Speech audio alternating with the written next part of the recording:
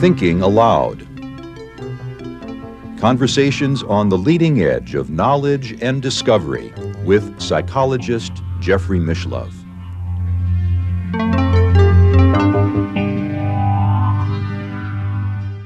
Hello and welcome. I'm Jeffrey Mishlove. Our topic today is evolutionary cosmology and psychology. With me is Professor Tom Lombardo, who is the director of the Center for Future Consciousness in Tempe, Arizona. He is also the author of The Evolution of Future Consciousness and Future Consciousness, The Path to Purposeful Evolution. Some of his other titles include Mind Flight, A Journey into the Future. Welcome, Tom. Thank you, Jeff. Good to be here. It's a pleasure to be with you as well. I know you have many other titles. I didn't get to list them all, but our viewers will be able to link to your website. Yes, all of my books are right up on the homepage of the Center for Future Consciousness. Well, when we think of evolutionary cosmology and evolutionary psychology, we're looking at something that I guess it's fair to say stands in opposition to a steady state picture, that things always were this way and always will be. Yes, that's true. In fact, a good way to define the evolutionary perspective is by saying that it's a rejection of both the idea that ultimate reality is static and eternal, and that the world that we see around us was created the way it is presently, which is static creationism. Evolutionary thinking implies that the universe is a totality, is dynamic and transformative, and that includes the human mind. But you start with the cosmos as a whole. Yes, I do, because we need to see the reality in which we are embedded, because we are part of it and we're participating in it. So to get a handle on the nature of human reality, one begins by looking at the holistic context in which we exist, in which we have evolved. So evolutionary cosmology means that the universe as a totality and everything in the universe, which includes both the physical and the psychological, is a product of the process of evolution. And even if there are other universes, that idea can be broadened, say, for example, in Lee Smolin's The Life of the Cosmos, to include all possible universes as part of this general evolutionary process. Now, when we talk about all possible universes, I think our readers will be interested in knowing that you're a specialist in science fiction. Correct. And Yes. that's really the place where all possible universes gets explored. Indeed, that is true. In fact, alternative universes, alternative realities, quantum cosmology, for example, and Stephen Baxter, who is a great contemporary science fiction writer, in The Time Ships, he explores all possible universes as understood through contemporary quantum cosmology. So science fiction really pushes the envelope of possibilities, in fact, in ways in which that we might not even find in contemporary physics. Well, when we think about cosmology from a science fiction point of view, right away I'm thinking of Olaf Stapleton and The Star Maker. Yes. Olaf Stapleton in The Star Maker, which is a fictional novel, presents a theory of reality. And the theory of reality that he presents is totally evolutionary. In fact, Stapleton in Star Maker does have something analogous to God, the Star Maker, but even the Star Maker is an evolutionary reality that goes through a process of its own development. So Stapleton actually creates a metaverse of universes, all of which are created by an evolutionary God, and all of those universes within the metaverse, all of them go through a process of evolution, each of them in their own way.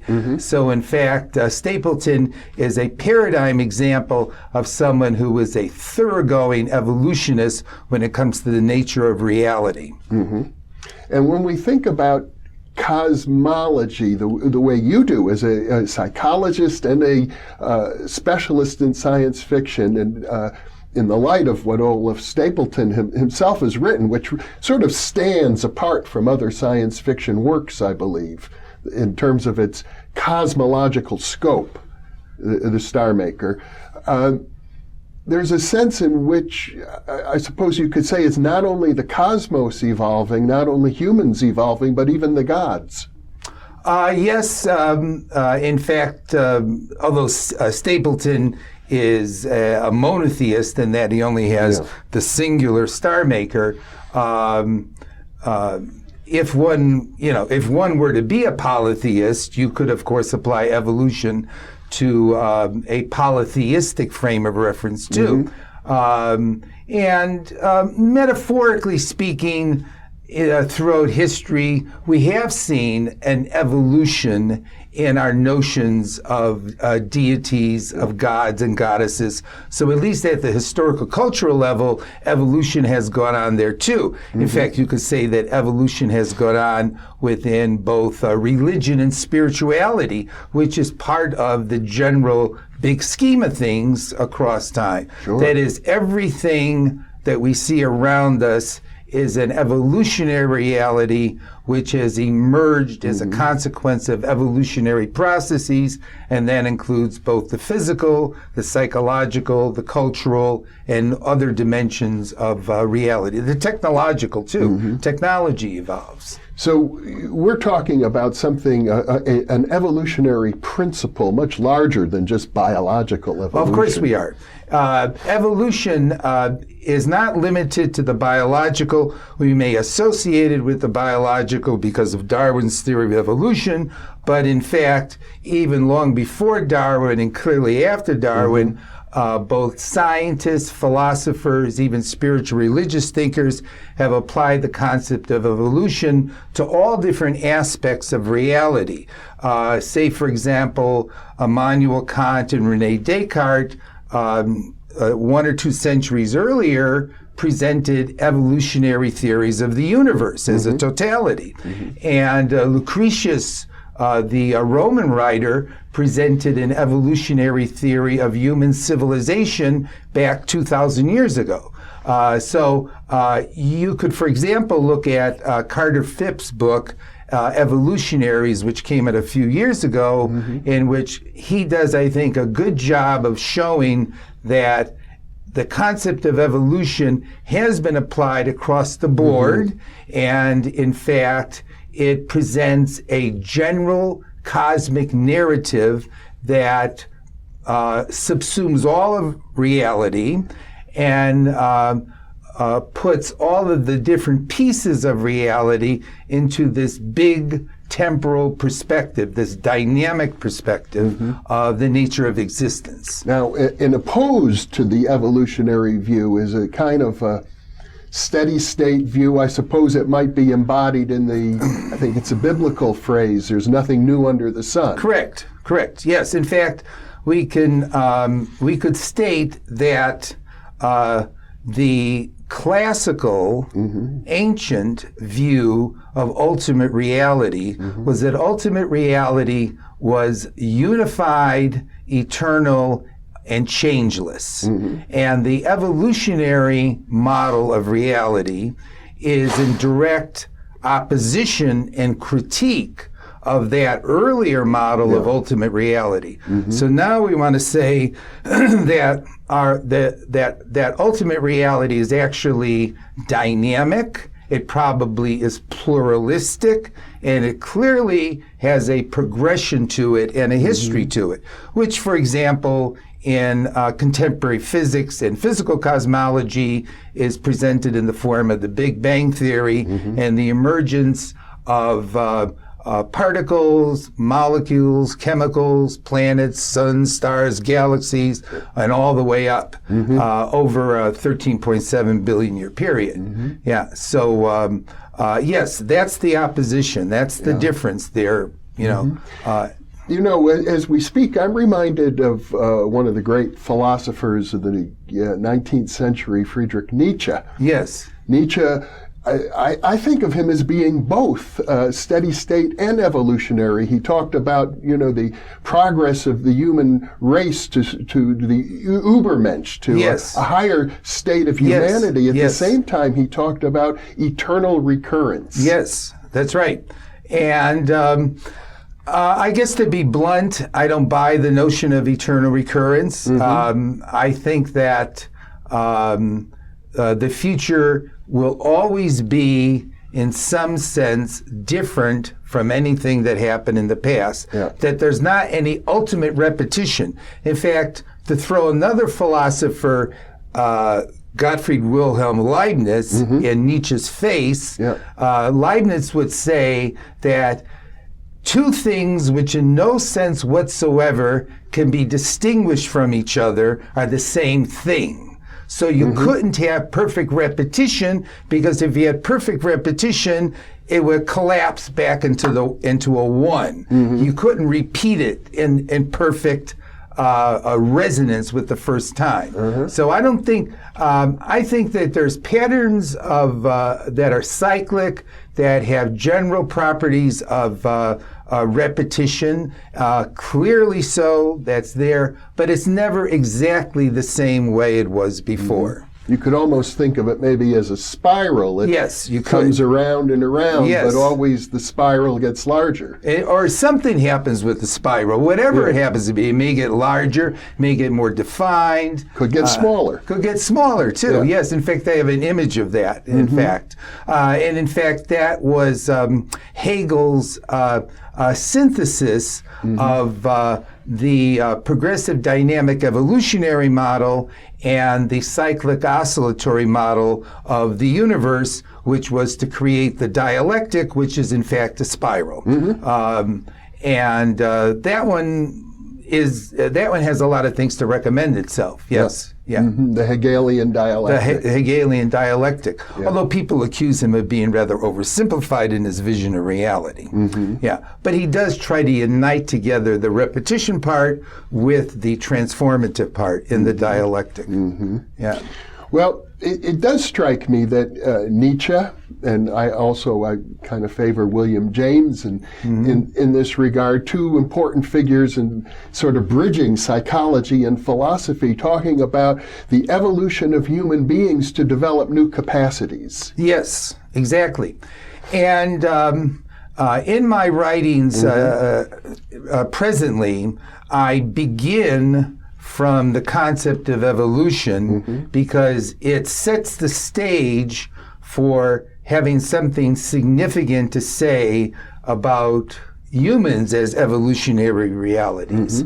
Because if we look at evolution, we see that evolution is not a continual and unchanging process of transformation, that we see epochs of evolution. We see jumps in the processes of evolution. Indeed, we see what could be called an ongoing evolution of evolution. And the evolution of evolution. The evolution of evolution. Now, in fact, that takes it to a self-reflective level. Because if reality is evolutionary, and it's evolutionary in its fundamental way, then the very process of change, the logos of change, must itself evolve and transform and change. And so you can see how evolution builds upon itself.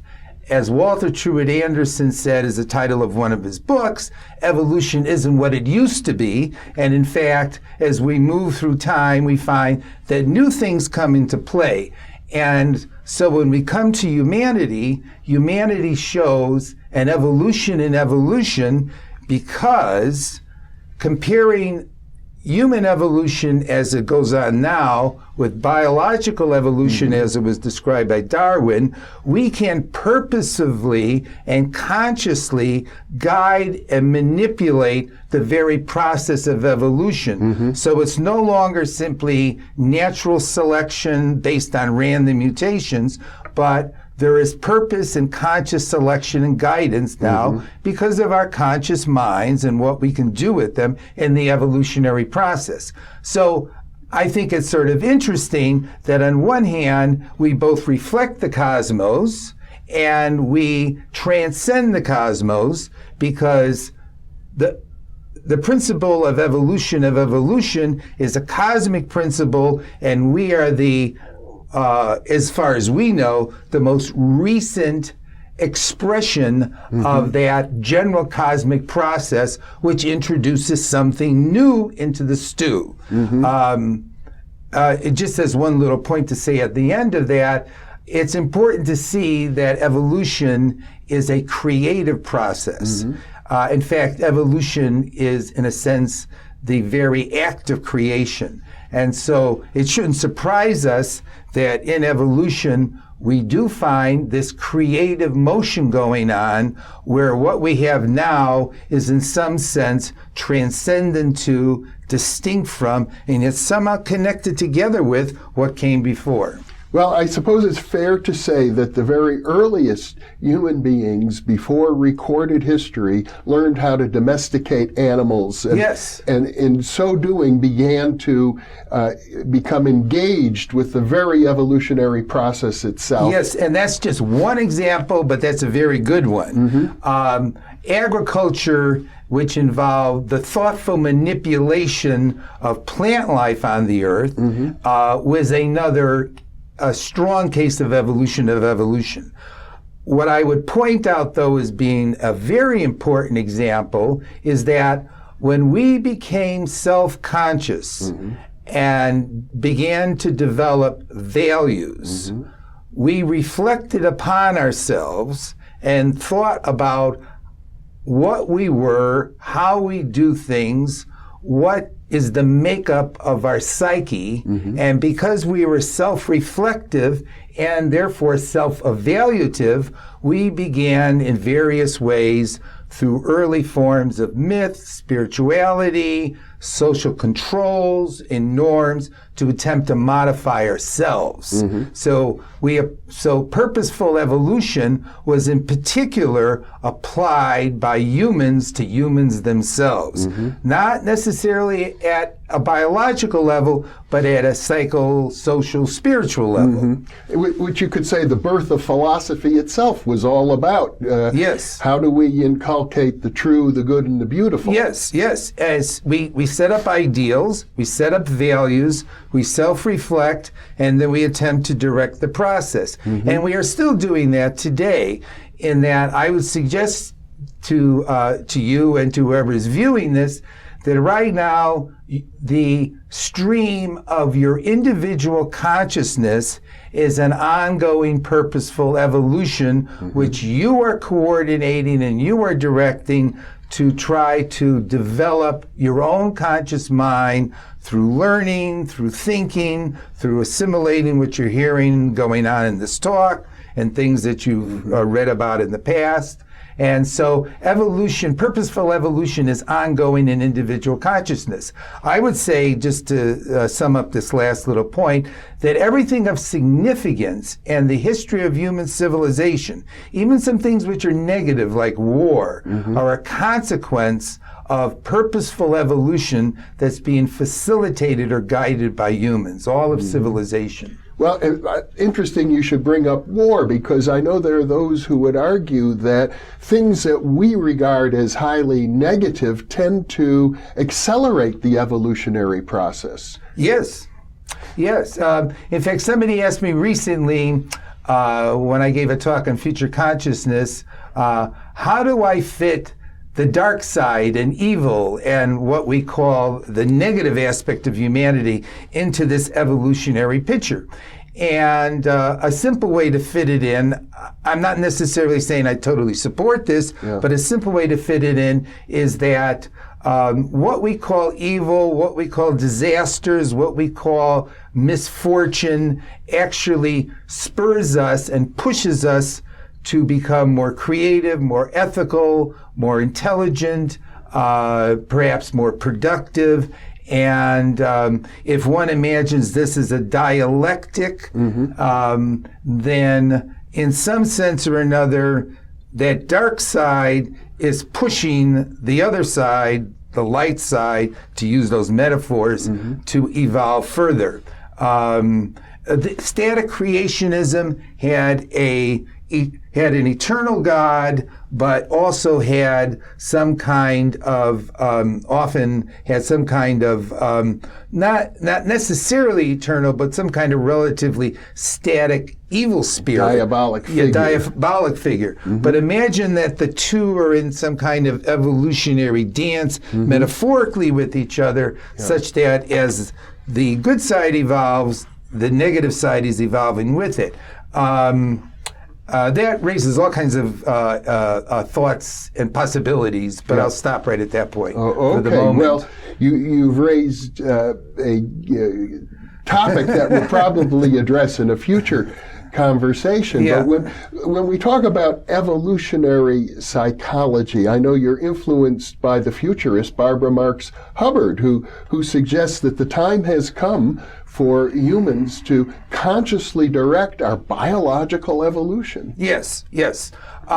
Let's go back one step from Barbara Marx Hubbard to Julian Huxley. Okay. And Julian Huxley, living earlier in the first part of the 20th century, Huxley said, for one thing, that humans are nothing but evolution become conscious of itself. He was a famous disciple of Charles Darwin. Yes, yes. In fact, he was, I want to make sure I get this right, the grandson of Thomas Huxley, who was the Darwin bulldog. And he was the brother of Aldous Huxley, who wrote Brave New World. And I could have botched that up, but I think I got that straight. But Huxley also said, Julian Huxley said, that we have been put in charge of the biggest business of all, which is that whether we like it or not, we are going to determine the future evolution of life and humanity on the earth. And the sooner we face up to that, the better. Okay, now, Barbara Marx Hubbard suggesting that we should embrace the notion of purposeful biological evolution.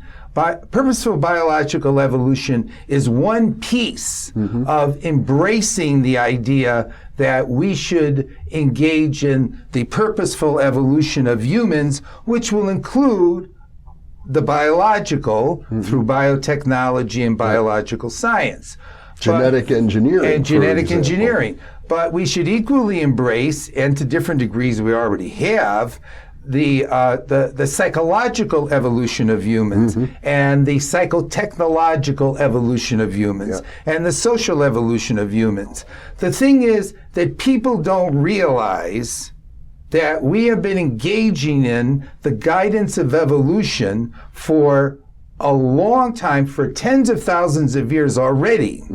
And we've only recently become cognizant of the evolutionary process, at least in its fundamentals. And what I'm suggesting is that we have been engaging in guiding it for a long, long time. So let's look at the reality we're in and stop denying our ultimate reality, which is we are purposefully evolving beings that are guiding the evolutionary process, and the road into the future is to face that reality and do the best with it, as opposed to denying it. So I'm totally supportive of Barbara Marx Hubbard and what she is saying, and she fits into this model beautifully. Yeah. Well, I think as I look at your work, the main note that you seem to be striking is that we have to concentrate on what it means to be wise. What would be a wise future? Yes, and in fact, That's something that we will, I'd say, discuss in a series of steps over the subsequent interviews, because we'll need to develop a viable, convincing, realistically based, inspiring vision of the direction that we want to evolve toward. We need some good, solid ideals for human evolution. And what I suggest in the book Future Consciousness, The Path to Purposeful Evolution, is that the most holistic, convincing, ethical ideal we could shoot toward is to become wiser and to become wise humans, to amplify that process in ourselves. And that, of course, will mean also creating a wise society. And that will also mean attempting to guide ourselves through wisdom. So wisdom is going to be a pivotal notion in understanding the preferable direction that we should take regarding our purposeful evolution. Well, Professor Tom Lombardo, this has been a wonderful introduction to your thinking, and I trust our viewers will stay tuned to the program listings, because we will be pushing further into these areas. Yeah, thank you, Jeff. Those were great questions, by the way. Thank you for being with me. Yeah, And thank you for being with us.